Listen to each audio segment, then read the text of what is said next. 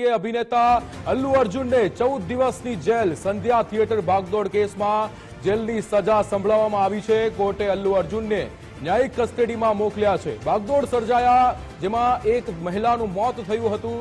ચિક્કલપલ્લી પોલીસમાં જે રીતે ફરિયાદ નોંધાઈ હતી, ચિક્કલપલ્લી પોલીસ સ્ટેશનમાં ફરિયાદ નોંધાઈ જેમાં બીએસએનની 105, 118 એક હેઠળ આ ગુનો નોંધાયો છે। ફરિયાદ રદ કરવા અલ્લુ અર્જુન કોર્ટના શરણે પહોંચ્યા છે। આપણી સાથે વિજય દેસાઈ લાઈવ જોડાઈ ગયા છે। વિજય, જે રીતે અલ્લુ અર્જુનને 14 દિવસની જેલ, શું વિગતો?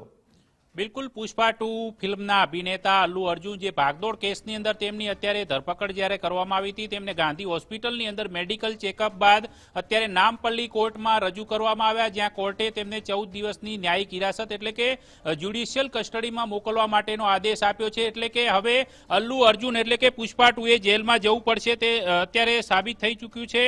એટલે 14 દિવસ માટે તેઓ જેલમાં રહેશે। તેને પગલે અત્યારે ચંચલગુડા જેલ છે એ સેન્ટ્રલ જેલની બહાર સિક્યુરિટી પણ ટાઈટ કરી દેવામાં આવી છે। જ્યારથી અલ્લુ અર્જુનની ધરપકડના સમાચાર સામે આવ્યા છે ત્યારથી તેના જે ચાહકો છે તેની અંદર નિરાશા છે અને એ પોલીસ મથકની બહાર એ ઉપરાંત જે કોર્ટની બહાર છે મોટી સંખ્યામાં તેમનો જમાવડો પણ જોવા મળી રહ્યો છે। પરંતુ આ જે સમગ્ર કેસ છે તે સંધ્યા થિયેટરમાં જે ફિલ્મના સ્ક્રીનિંગ વખતે 4 ડિસેમ્બરના રોજ જે ભાગદોડ થઈ હતી અને તેમાં એક મહિલાનું મોત થયું હતું। એ 35 વર્ષીય રેવતી નામની મહિલાના મોત સંદર્ભે જે ગુનો દાખલ કરવામાં આવ્યો હતો તેના સંદર્ભે પોલીસે કાર્યવાહી કરી છે। હૈદરાબાદ પોલીસે જ્યારે તેની ધરપકડ કરીને તેને કોર્ટમાં રજૂ કર્યો ત્યારે અલ્લુ અર્જુને પ્રત્યક્ષદર્શીની સમક્ષે નિવેદન આપ્યું હતું કે પોલીસે મને નાસ્તો પણ નહોતો કરવા દીધો અને ધરપકડ કરી લીધી છે। જો કે આ સમગ્ર કેસની અંદર કોર્ટ દ્વારા જ્યારે વકીલને પૂછવામાં આવ્યું ત્યારે પૂછાયું કે આ કેસની અંદર અત્યાર સુધીમાં કેટલા લોકોની ધરપકડ કરવામાં આવી છે, ત્યારે બચાવ પક્ષથી અને સરકારી વકીલ દ્વારા જવાબ રજૂ કરવામાં આવ્યો છે કે અત્યાર સુધીમાં કુલ મળીને 7 લોકોની ધરપકડ કરવામાં આવી છે, જ્યારે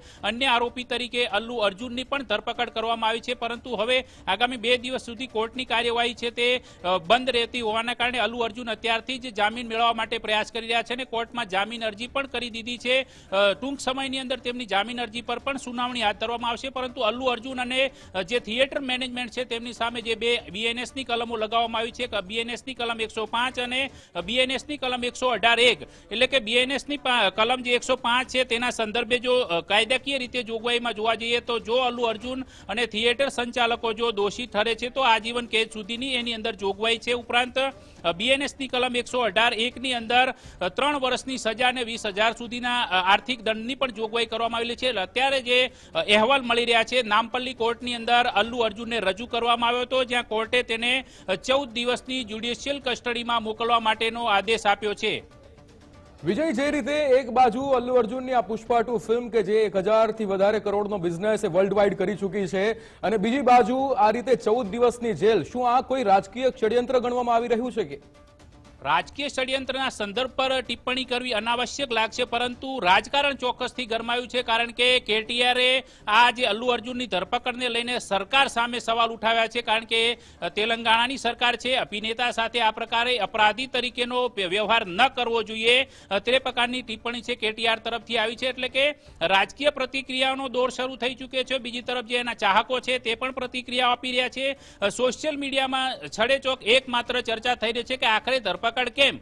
તો બીજી તરફ એક મામલો એ પણ સામે આવ્યો છે કે જે થિયેટર સંચાલકો છે, સંધ્યા થિયેટરના સંચાલકોએ 4 ડિસેમ્બરે અલ્લુ અર્જુન આવવાના હોવાની વિગતો પોલીસને આપી હતી તે પ્રકારનો દાવો કરવામાં આવ્યો છે, પરંતુ નામકીપલ્લી જે પોલીસ મથક છે તેણે આ આરોપોને આ દાવાને ફગાવ્યા હતા। પરંતુ એક લેટર પણ અત્યારે વાયરલ થઈ રહ્યો છે જેની અંદર સ્પષ્ટ દેખાઈ રહ્યું છે કે થિયેટર સંચાલક एक्टर के हाथ में नहीं है। अगर भगदड़ मची है तो उस क्राउड को कंट्रोल करना तो एक्टर का काम नहीं है।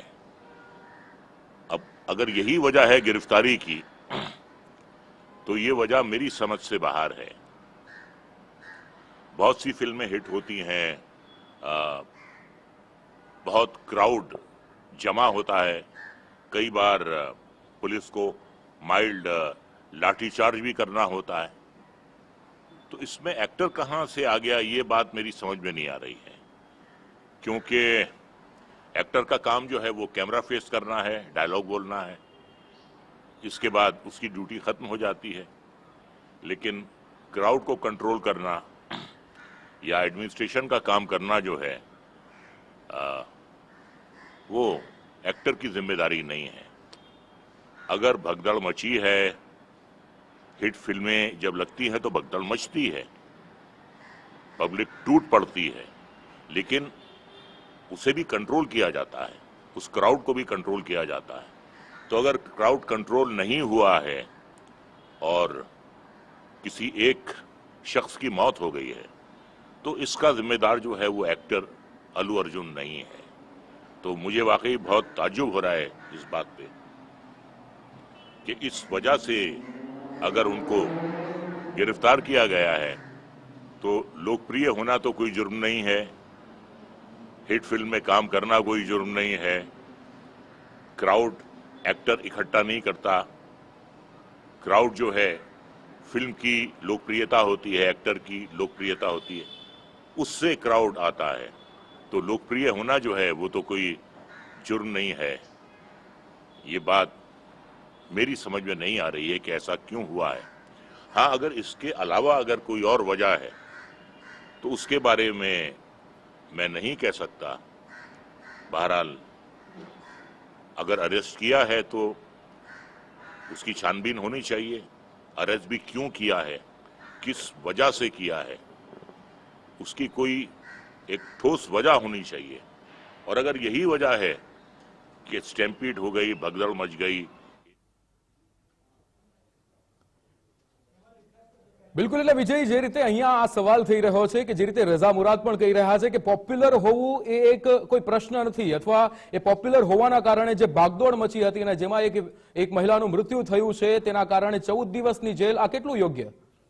પોપ્યુલર હોવું એ અપરાધી હોવાનું નથી માનવામાં આવતું, પરંતુ આ જે સમગ્ર કેસ છે તે ભાગદોડ સંદર્ભે એટલા માટે છે કે પહેલા એવું કહેવામાં આવતું હતું પોલીસ તરફથી, જે દાવો છે કે કોઈ પણ પ્રકારની પૂર્વ જાણકારી વગર એક અભિનેતા આ પ્રકારે થિયેટર પર પહોંચ્યા અને તેમણે નીચે ઉતરીને ચાહકોનું અભિવાદન ઝીલ્યું। તે દરમિયાન જે ચાહકો તેમને મળવા ઉત્સુક થયા હતા અને તેના જ પ્રકારે આ પ્રકારની ભાગદોડ સર્જાઈ અને તેના જ કારણે આ મહિલાએ જીવ ગુમાવ્યો છે। જો કે જે તે સમયે અલ્લુ અર્જુન અને એમની ટીમ દ્વારા છે મહિલાને 25 લાખનું વળતર એના પરિવારજનોને આપવાની જાહેરાત પણ કરી દેવાઈ છે। પરિવારજનોને તેઓ પોતે સાંત્વના આપવા જશે એ પ્રકારે પણ પ્રેસ કોન્ફરન્સ કરીને એક નિવેદન આપ્યું હતું, પરંતુ સમગ્ર મામલો છે તે કાયદાકીય રીતે જે ગુનો નોંધાયો છે તેના સંદર્ભે છે। કુલ મળીને 7 આરોપી આ કેસની અંદર છે, જેમાં થિયેટર સંચાલકોનો પણ સમાવેશ કરવામાં આવ્યો છે અને અભિનેતાનો પણ સમાવેશ કરવામાં આવ્યો છે। પરંતુ દાવો એ હતો કે પોલીસની કોઈ મંજૂરી લેવામાં નહોતી આવી, પરંતુ થિયેટર સંચાલકોએ પત્ર જાહેર કર્યો છે કે અમે પોલીસ પાસેથી આ પ્રકારે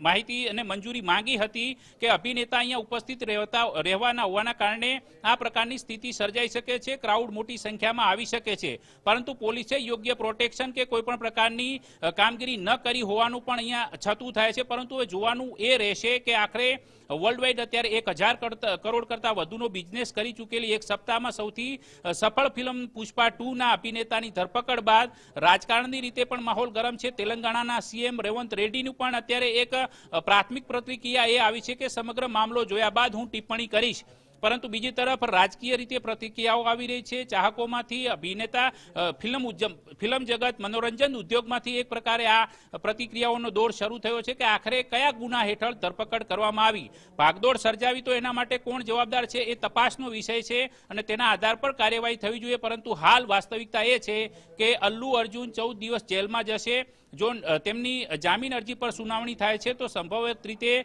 જામીન મળવાની શક્યતાઓ રહેલી છે, પરંતુ તેઓ આ ફરિયાદ રદ કરવા માટે પણ તેલંગાણા હાઈકોર્ટના શરણે ગયા છે। ત્યાં પણ સોમવારે સુનાવણી થાય તે પ્રકારે તેઓ વકીલો દ્વારા પ્રયાસ કરી રહ્યા છે કે ઝડપી સુનાવણી થાય ને પોતાના પરની જે એફઆઈઆર છે તે તાત્કાલિક ધોરણે રદ કરવામાં આવે, તેમાં તેવી દાદ માંગી છે।